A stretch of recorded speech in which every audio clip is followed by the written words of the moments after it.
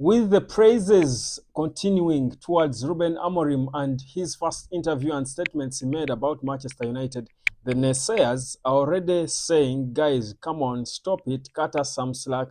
You said the same about Erik ten Hag and what, so this guy will fail as well. We've had this probably wherever you are. But listen, whereas there are no guarantees and assurances that Ruben Amorim will perform at Manchester United, what we know for a fact is that there are big differences between Amorim and Erik ten Hag. And in this video, I'm here to give you at least 5 of those differences between the two that give us the hope that Amorim is an improvement on Erik ten Hag. Welcome to the United Sport. My name is Webb.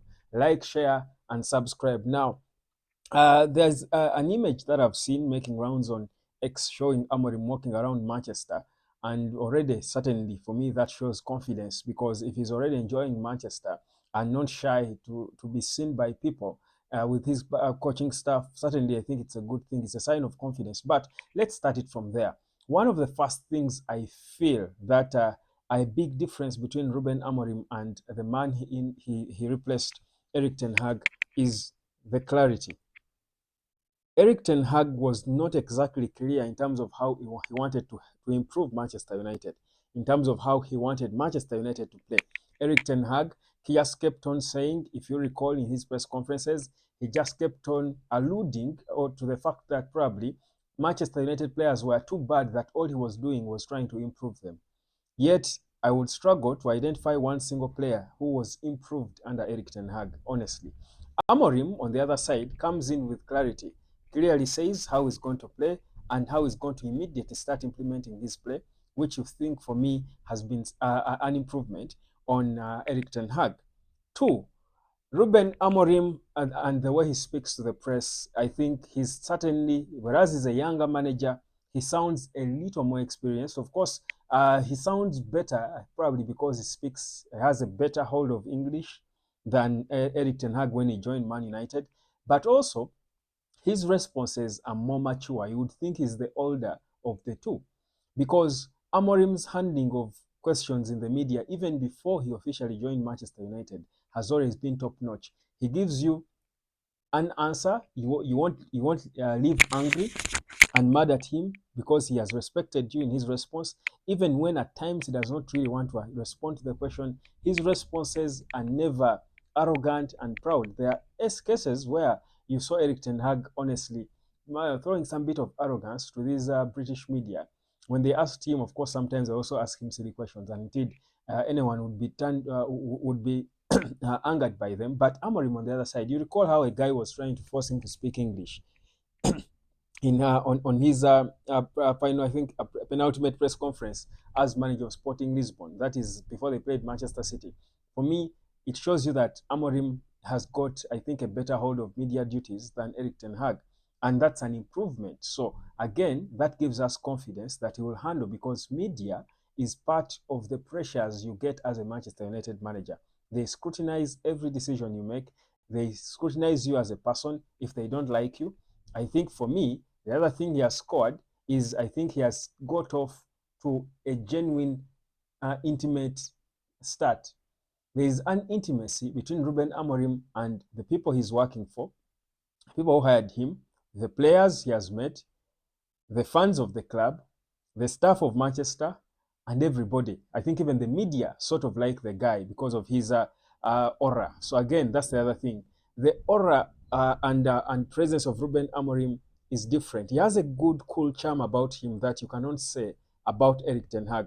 Ten Hag, clearly you could see without even talking to him that there is a certain level of pride and arrogance about him that perhaps did not really endear him to so many around him. And you're not an island. When you're going to work with people at a club like Manchester United, that is hugely supported. Even these journalists, most of them perhaps support Manchester United. You need to win them over. There's got to be a certain level of warmth between you and them, which Erik ten Hag struggled to achieve with these players. So that's another huge difference between these two parties. The third thing and the difference between these two that I'll talk about is the ambition and confidence. Ruben Amorim has started off at Man United with a certain confidence like no other. I don't think I've seen a manager come in so confident like this boy. And I'm not even basing on what he says, because, of course, he has got to speak like he's confident. But based on his body language, you look at a guy who has come in, people would look at him because, I mean, we say it in football or in sport, he's coming in as an underdog because he's not really proven at a stage like this. But the confidence this guy is wearing is, I think, contagious. You, as a fan, as a player, you believe that the man I've got on the touchline, the guy who is going to take charge of my team, has his thing together. He has his act together. He's sure of what he's going to do and how he wants to do it. For me, that's a very important thing. The other thing that Amorim, I think, will be clear, will be created for, that's a difference with Erik ten Hag. He doesn't seem like the manager who, at one point after losing some games, will sort of throw his players under the bus.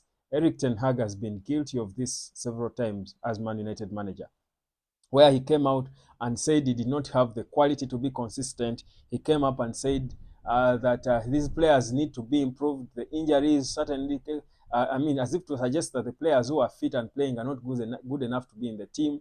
Then he went on to say that he doesn't have the quality to play like Ajax. All this does not really put the players in good light, does it? If you're a player playing for such a manager who is going to go to the press and question your abilities and your potential and your skill and your talent and your ability to be a Man United player, certainly as a player you won't really want to go, to work for them, would you? I think for me, it's another thing that we saw about Erik ten Hag. But Amorim, on the other side, is coming out there in his first press conference and is telling you that he's going to defend his players with his life, that he believes, he trusts the players. He won't, think because they are young, they can't do play the way he wants to play or compete. You can clearly see that everything he's saying is pushing the players and showing a lot of confidence in them. That's exactly how you want to start as manager of Manchester United. The other thing, final difference between the two, Ruben Amorim comes in with a known, definite backroom staff. The club right now has just confirmed his backroom staff, and I'm going to read them for you. I'm going to read their names for you. They have been confirmed now as I speak right now, as I'm talking, as I'm dropping this video. They just confirmed the backroom staff of Ruben Amorim. The guys I just told you were seen taking a stroll around Manchester. And they are as follows: Carlos Fernandez, that is, he's seen as the number 2. I told you about him. Then, meanwhile, these guys are under 30. All these guys are under 30, except Amorim. He's 39. Of course, there is one older guy. But the two assistants, immediate assistants, are under 30. One is 28, the other is 29. So they have got Carlos Fernandez, who is seen as his number 2. Then they have got coaches Emmanuel Ferro and Adelio Candido. That's the 28-year-old boy. Then the goalkeeping coach called George Vital, and a sports scientist called Paulo Barreira. Those are the guys who have been confirmed now as the backroom staff of Ruben Amorim. But of course, there's another guy, an analyst called Eduardo Rosalini, who is also set to join, but he's pending a visa.